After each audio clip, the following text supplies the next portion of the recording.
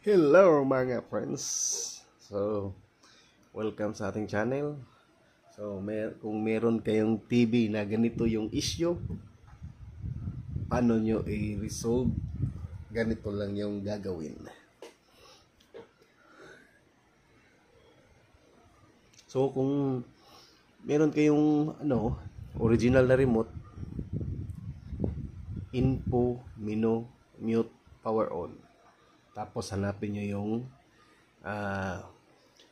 LBDS format, GDI at saka Visa. So ito is Samsung Smart TV. So yun yung service mode ng Samsung.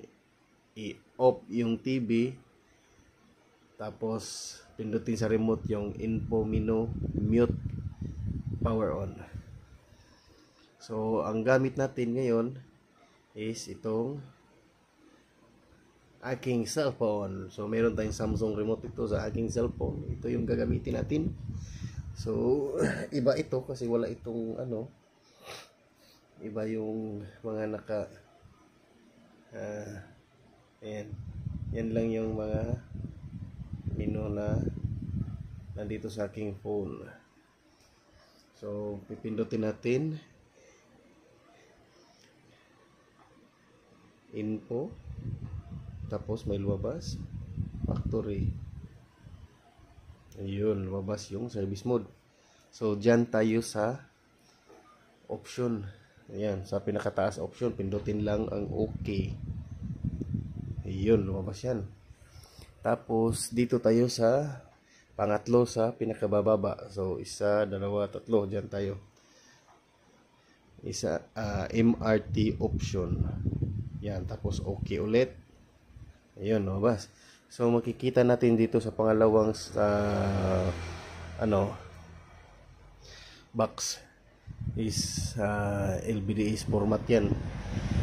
So select natin yan, then arrow right. Ayun. So kita nyo na na clear na. So back, pindot menu ulit para back. Ayan guys, back and back. So kita na. Okay, so para ma-save, ang gagawin is bubunutin lang yung power cord. Yun. Tapos balik 1, 2, 3, 4, 5, 6, 7, 8, 9, 10. Balik. Pucha! Taran!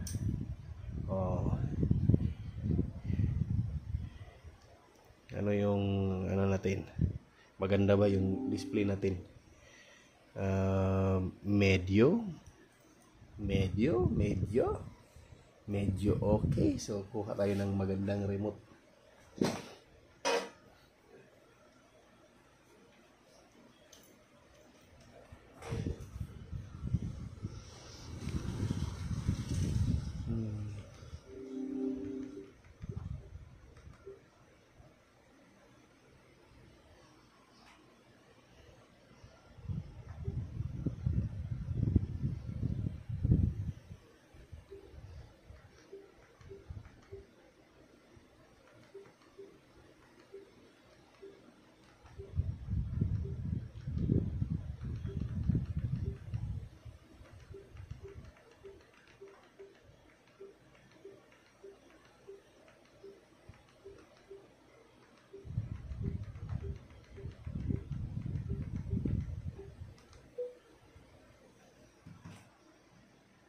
So yan guys, salamat sa pagsuporta and see you next time.